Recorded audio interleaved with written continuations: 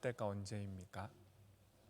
그것은 우리가 하나님의 심판 아래 놓여 있다라고 우리가 생각할 때입니다.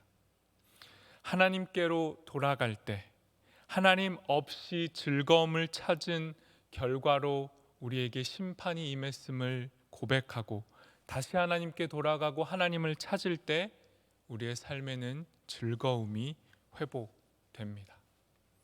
그럼 하나님 앞에 어떻게 돌아갈 수 있을까요?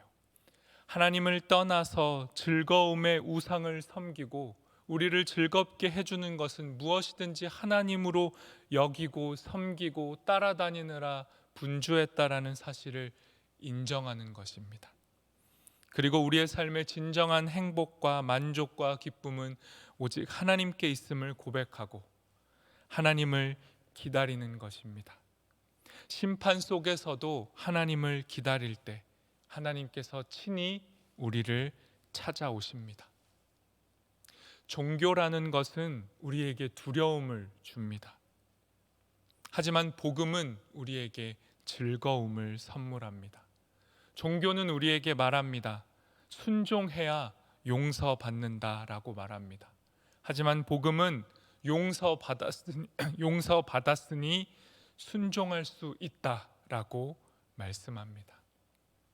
우리가 종교에 사로잡혀서 두려움 속에서 신앙생활을 하고 있는 것인지, 아니면 복음 안에서 그 자유 안에서 기꺼이 기쁨으로 즐거움으로 순종하고 있는지 점검해 보아야 합니다. 오늘의 본문인 예레미야는 심판 속에서 두려워 떨고 있는 이스라엘 백성에게 하나님께서 예레미야 선지자를 통해 심판 안에 담긴 하나님의 본심, 심판 너머에 준비해 두신 회복과 구원의 선물, 그 즐거움에 관해 말씀하고 계십니다. 두려움에 사로잡힌 자들에게 즐거움을 회복시켜 주시는 말씀이 오늘의 본문입니다. 우선 이스라엘은 왜 심판을 받았는가? 왜 그들은 즐거움을 잃어버렸는가? 예레미야는 그 근거를 신명기에서 찾았습니다. 그들이 망하게 된 이유, 즐거움이 사라진 이유는 바로 율법을 준행하지 않았기 때문에 저주를 받은 것이다라고 생각했습니다. 그리고 그 심판 속에서 무엇을 해야 하는가? 저주를 벗어나기 위해 율법을 행하면 다시 복을 받게 되는가? 질문했습니다. 그리고 예레미야의 대답은 분명합니다. 아니다. 축복을 받기 위해서, 저주에서 벗어나기 위해서 다시 율법을 행하면 된다가 그의 대답이 아니었습니다. 예레미야뿐만 아니라 하나님의 사람들은 인간이 누구인지 어떠한 존재인지를 바르게 알았습니다. 인간은 죄인입니다. 인간 편에서 하나님을 영화롭게 할 어떠한 공로나 자격이나 능력은 존재하지 않습니다. 우리에게 가능성은 없습니다. 그러니 다시 하나님의 즐거움을 회복하고 하나님의 복을 누릴 수 있는 방법은 우리에게 있지 않습니다. 하나님께서 먼저 우리에게 다가와 주셔야만 우리는 죄에서 벗어날 수 있습니다. 예레미야는 이것을 알았습니다. 루터는 이렇게 말합니다. 땅이 위로부터 먼저 적셔지지 않고서는 열매 맺음이 없듯이 우리가 그리스도의 의로 먼저 의롭게 되지 않고서는 율법을 이룰 수 없다. 루터도 알았습니다. 위로부터 우리가 은혜에 적셔지지 않으면 우리 안에서 스스로 의롭게 될 수 있는 법은 존재하지 않습니다. 오늘의 본문인 예레미야 31장의 배경을 잠깐 살펴보겠습니다. 이스라엘의 상황은 이러했습니다. 먼저 북이스라엘이 주전 722년에 멸망하고 포로로 잡혀간 상황이었습니다. 그리고 주전 587년에 남유다도 멸망하고 곧 포로로 잡혀갈 상황에 놓여져 있었습니다. 이때 하나님께서 포로에서 귀환될 것을 약속해 주셨습니다. 그리고 그 중심에서 포로로 귀환될 때 그 중심에 선 인물이 바로 다윗 왕이다라고 말씀하셨습니다. 물론 이 다윗 왕은 과거의 다윗이 아니라 하나님께서 일으키실 새로운 왕을 의미하는 것이었습니다. 하나님께서 일으키실 새로운 왕으로 인해 북이스라엘과 남유다가 합쳐진 온 이스라엘 전체가 회복될 것이다, 이렇게 약속하셨습니다. 그리고 예레미야 30장 22절에서 이렇게 말씀하십니다. 너희는 내 백성이 되겠고 나는 너희들의 하나님이 되리라.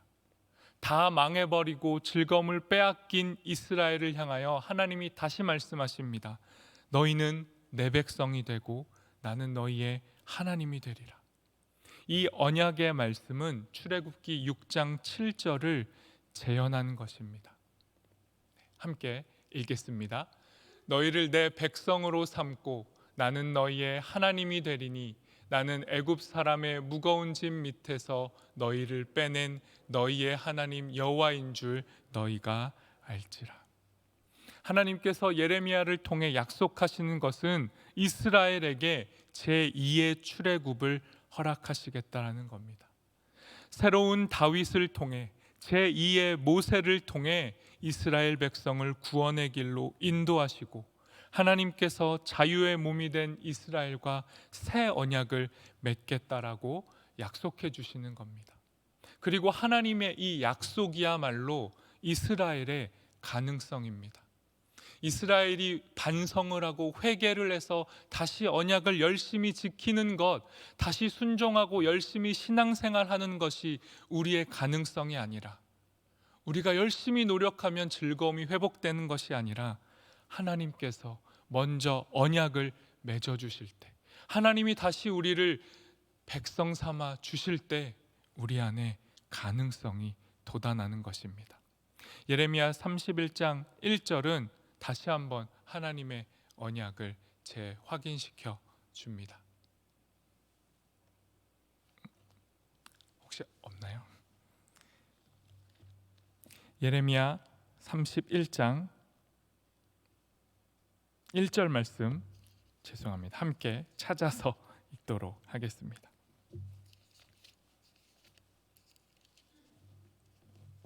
예레미야 31장 1절 말씀입니다. 여호와의 말씀이니라. 그때에 내가 이스라엘 모든 종족의 하나님이 되고 그들은 내 백성이 되리라. 다시 한번 하나님이 하나님의 언약을 강조해 주시는 겁니다. 다시 하나님께서 이스라엘을 세우시겠다. 하나님이 다시 해방시키시겠다. 하나님이 이스라엘을 해방시키면 전에 미리암이 솟구치며 기뻐하며 출애굽을 하며 찬양했듯이 그 기쁨의 노래와 춤이 회복될 것이다 약속해 주신 겁니다. 모든 것이 황폐해진 이스라엘의 포도원도 다시 회복시켜 주시고 이스라엘의 무너진 일상, 결실 없던 상황에서 그 저주를 축복으로 역전시켜 주시겠다 하나님이 약속해 주신 겁니다. 그리고 이렇게 회복된 이스라엘은 시온, 곧 예루살렘으로 돌아와서 그곳에서 함께 하나님을 예배하게 될 것이다라고 약속해 주셨습니다. 그리고 하나님께서 그렇게 이스라엘을 구원해 주실 때 그 구원의 대상에 누가 들어가는지도 하나님이 말씀해 주십니다. 예레미야 31장 7절과 8절 말씀 함께 읽겠습니다. 여호와께서 이와 같이 말씀하시니라. 너희는 여러 민족의 앞에 서서 야곱을 위하여 기뻐 외치라. 너희는 전파하며 찬양하며 말하라. 여호와여, 주의 백성 이스라엘의 남은 자를 구원하소서 하라. 보라, 나는 그들의 북쪽 땅에서 인도하며 땅 끝에서부터 모으리라. 그들 중에는 맹인과 다리 저는 사람과 잉태한 여인과 해산하는 여인이 함께 있으며 큰 무리를 이루어 이곳으로 돌아오리라. 아멘. 하나님이 분명히 또 약속해 주십니다. 심판 속에서도, 두려움과 절망 속에서도 남은 자가 있다. 그리고 심판 후에 회복을 위해 남겨주신 이들, 회복의 씨앗, 즐거움의 씨앗인 이들은 장애를 가져서 가장 약한 자, 임신하고 출산하며 새로운 생명을 잉태하며 결실하는 이들, 모든 약한 자와 연약한 자들을 포함해서 모든 자들이 회복될 것이다 라고 약속해 주십니다. 신명기에서 저주가 선포되었다라면 예레미야를 통해 하나님께서 그 저주를 끊어내시고 이스라엘을 회복하시겠다라고 약속해 주신 겁니다. 오늘의 본문 예레미야 31장 11절 12절 함께 읽겠습니다. 여호와께서 야곱을 구원하시되 그들보다 강한 자의 손에서 속량하셨으니 그들이 와서 시온의 높은 곳에서 찬송하며 여호와의 복 곧 곡식과 새 포도주와 기름과 어린 양의 떼와 소의 떼를 얻고 크게 기뻐하리라. 그 심령은 물된 동산 같겠고 다시는 근심이 없으리로다 할지어다. 아멘. 하나님의 약속은 이와 같습니다. 저주가 아니라 하나님의 복, 선물이 임한다라는 것입니다. 전에는 슬퍼하고 모든 것이 사라져서 굶주리고 있었던 이스라엘에게 마치 물된 동산처럼, 마치 창세기의 에덴 동산처럼 부족함이 없이 풍족한 상태로 회복시켜 주시겠다라고 약속해 주신 것입니다. 마치 시온산에서 큰 잔치를 베푸시는 것처럼 하나님을 향해 다시 돌아온 자들과 하나님이 가장 큰 잔치를, 모든 것이 풍족하고 포도주와 먹을 것이 넉넉한 잔치를 베풀어 주시겠다 약속해 주신 겁니다. 마지막 예레미야 31장 13절도 함께 읽겠습니다. 그때의 처녀는 춤추며 즐거워하겠고 청년과 노인은 함께 즐거워하리니 내가 그들의 슬픔을 돌려서 즐겁게 하며 그들을 위로하여 그들의 근심으로부터 기쁨을 얻게 할 것임이라. 아멘. 앞서 하나님께서 예레미야를 통해 구원의 대상이 될 존재는 모든 사람들이다, 장애를 가졌거나 임신했거나 출산하거나 모든 사람을 포함한다라고 말씀하신 것처럼 방금 읽은 13절에서도 온 가족, 모든 종족, 모든 백성, 남녀노소, 장애와 비장애인, 사람과 가축, 들판의 곡식까지도 하나님의 회복을 맛보게 될 것이다 라고 약속해 주십니다. 즐거움이 없는 상태에 놓인 우리에게 하나님이 약속해 주시는 회복의 말씀이 이와 같습니다. 모든 이들이 함께 즐거워하는 겁니다. 불순종했던 이스라엘에게 영원한 저주가 임한 것이 아니라 비록 심판하실지라도 그 고통의 시간이 지난 후에는 다시 이스라엘을 새로운 출애굽, 포로에서 해방되는 것을 통해 자유를 허락하시는 것, 새 언약을 맺으시고 저주를 그치시고 다시 복을 내려주시는 것, 이것이 하나님의 본심입니다. 이것이 하나님의 진심입니다. 오늘의 말씀을 통해 우리의 삶의 자리를 돌아보면 좋겠습니다. 우리는 지금 어느 자리에 서 있습니까? 우리는 지금 즐거움의 자리에 있습니까? 아니면 심판의 한 복판에 있습니까?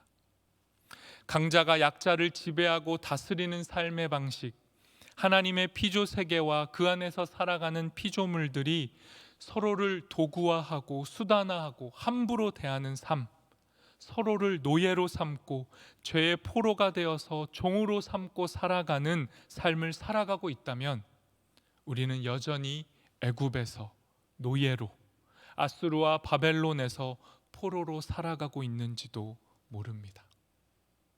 하나님을 등지고 스스로 죄의 노예와 포로로 살아가는 우리에게 하나님께서 다시 말씀하십니다. 다시 기쁨과 즐거움을 회복시켜 주시겠다라고 친히 먼저 약속해 주십니다. 일방적으로 하나님을 떠난 우리에게 일방적으로 다시 다가오셔서 구원과 회복을 선포해 주십니다.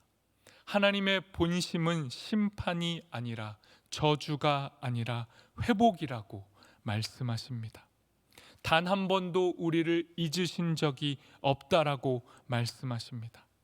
불순종해서 심판을 받았으니 이제 순종해서 축복을 받는다는 것이, 받아야 한다는 것이 결코 아닙니다. 여전히 불순종 가운데 있는 우리에게 예수님이 먼저 다가오셔서 우리를 용납하셨기에, 우리를 대신해서 하나님의 심판이 예수님께 내려졌기에 우리는 순종할 수 있게 된 것입니다. 그러니 심판받을 것이 두려워서 불안해하고 근심하고 염려하고 벌받지 않기 위해서 신앙생활 하는 것이 아니라, 그렇게 두려움 속에서 종교 생활을 하는 것이 아니라, 복음에 사로잡혀서 복음이 우리에게 들려주고 보여주는, 하나님은 우리를 책망하실 수 있지만 단 한 번도, 단 한순간도 우리를 잊지 않고 애타는 국률로 우리를 건져내신다라는 이 복음의 진리에 사로잡혀서 두려움이 아니라 즐거움 속에서 신앙생활을 할 수 있었으면 좋겠습니다. 하나님의 진심, 하나님의 복음의 진수는 우리가 큐티하고 있는 요한복음 3장 16절 17절의 말씀처럼, 하나님이 이 세상을 이처럼 사랑하사 독생자를 주셨고 이는 그를 믿는 자마다 멸망하지 않고 영생을 얻게 하려 하심이라. 하나님이 그 아들을 세상에 보내신 것은 세상을 심판하려 하심이 아니요 그로 말미암아 세상이 구원을 받게 하려 하심이라. 이 하나님의 본심이 우리의 가슴에 새겨질 수 있었으면 좋겠습니다. 하나님의 본심은 심판이 아니라 회복이요 구원임을 기억할 수 있었으면 좋겠습니다. 여러분, 우리는 분명 죄인입니다. 그러나 예수님으로 인해 용서받은 죄인입니다. 예수님의 죽으심으로 인해 감사하고 기뻐하며 즐거워할 수 있는 존재가 우리입니다. 우리가 함께 즐거워할 수 있는 이유는 우리의 노력이 아니라, 우리의 반성이 아니라 오직 하나님의 은혜입니다. 은혜로 구원을 받았기에 즐겁게 찬양하며 노래할 수 있습니다. 나도 은혜로 구원을 받았기 때문에 너도, 우리도 함께 기뻐할 수 있다라고 고백하는 것이 바로 우리입니다. 세상이 주는 위로, 그 가벼운 위로에 사로잡히지 말고 출애굽과 포로기안의 인도자가 되시는 예수님만을 의지할 때, 회복과 소망의 말씀에 붙들릴 때 저주는 그치고 하나님과 유사한 복들은 다 사라지고 유일한 복이신 예수님만 우리 삶의 주인이 되실 겁니다. 그러니 새로운 출애굽을 인도하시는 새로운 모세요, 새로운 다윗이며 새 언약의 하나님이신 예수님 안에서 진정한 해방과 자유를 누리며 모든 세대가 함께 즐거움을 회복하게 되기를 소망합니다. 우리 이 시간 함께 찬양하고 기도하도록 하겠습니다.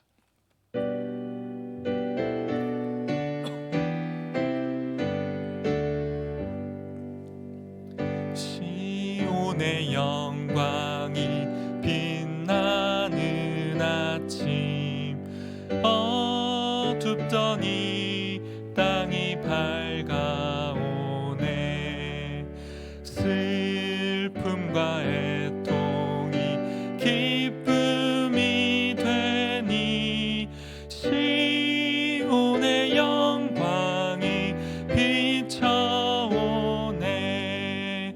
시온의 영광이 빛나는 아침, 매였던 종들이 돌아오네. 오래전 선지자 꿈꾸던 복을 만민이 다 같이 누리겠네.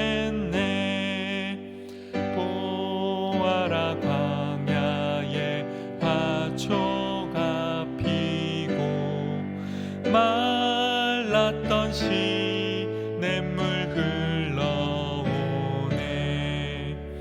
이 산과 저 산이 마주쳐 울려 주 예수 은총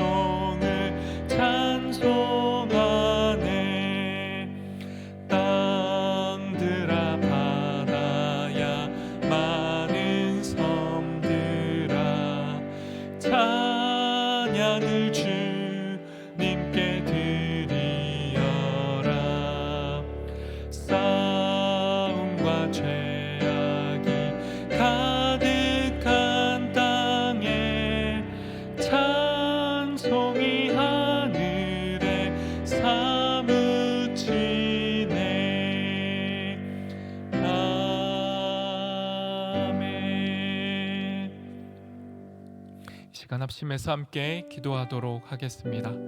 저주를 축복으로 바꾸시는 하나님의 은혜 안에서 즐거움을 회복하는 우리 되게 하옵소서.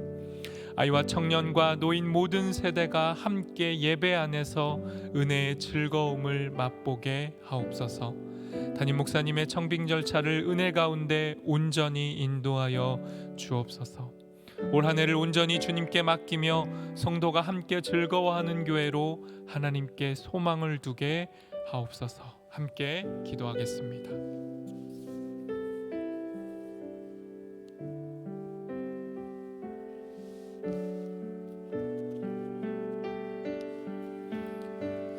하나님, 우리의 삶을, 저주와 같은 우리의 삶을, 심판 아래 놓여 있다 힘겨워하고 눈물 짓는 우리의 삶을 주 예수 그리스도의 복으로 축복의 인생으로 변화시켜 주시니 감사합니다. 오직 하나님의 은혜만이 우리의 삶을 변화시킬 수 있는 유일한 통로임을 고백하게 하여 주시옵소서. 아무리 힘겨운 상황 가운데 놓여 있을지라도 이미 우리에게 다가오셔서 우리의 인생과 우리의 삶을 변화시켜 주신 하나님의 언약이신 예수 그리스도를 다시 바라보게 도와주시옵소서.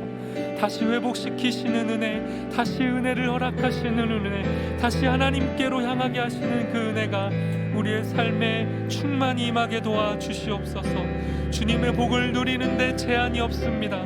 남녀노소, 성별의 차이, 하나님, 노인과 자녀의 차이, 장애를 갖거나 장애를 갖지 않았거나 그 어떤 무엇도 우리 안에 차별이 있을 수 없고, 가축까지도, 주님의 모든 피조물까지도, 이 땅의 곡식까지도 주님이 회복시키시오니 주님의 그 회복의 은혜 안에 우리 모두가 있음을 고백하며 함께 회복을 맛보고 즐거워하는 우리가 되도록 인도하여 주시옵소서. 눈물 짓고 힘겨운 우리의 아픔들이 교회 안에 있었습니다. 그러나 하나님, 그 모든 상황도 주님이 역전시켜 주시고 담임 목사님의 청빙 절차 가운데에도 주님의 은혜로 인도하셔서 하나님의 목자, 하나님의 사람을 세워주시고 함께 은혜를 덧입고 세워져가는 회복되는 교회, 한영교회 될 수 있도록 우리 가운데 함께하여 주시옵소서. 올 한 해를 온전히 주님께 의탁하고 맡기오니 모든 성도들의 삶 가운데 동행하시며 우리의 삶이 즐거움으로 가득한 교회 될 수 있도록 하나님께만 소망을 두고 함께 울고 함께 즐거워하고 함께 기뻐하고 서로가 서로를 격려하는 진실로 주님 앞에 선 교회 되도록 인도하여 주시옵소서. 하나님, 우리의 삶의 모든 저주와 심판을 주님의 축복과 회복으로 바꿔주시니 감사합니다. 하나님, 여전히 슬픔과 눈물 속에 놓여 있을지라도 이미 우리 가운데 찾아오셔서 우리의 인생을 변화시켜 주신 하나님의 언약이신 예수 그리스도 바라보게 하시고 그 예수 그리스도 안에서 우리의 모든 시련도 견뎌내며 이겨내며 끝까지 하나님을 기다리는 우리가 되도록 인도하여 주시옵소서. 주님이 바꾸실 그 회복 기쁨 안에 아이와 청년과 노인과 모든 세대가 함께 있음을 고백하며 우리 한영교회가 함께 즐거움을 맛보고 함께 울고 함께 즐거워하며 하나 되는 교회 될 수 있도록 인도하여 주시옵소서. 예수님의 이름으로 기도합니다. 아멘.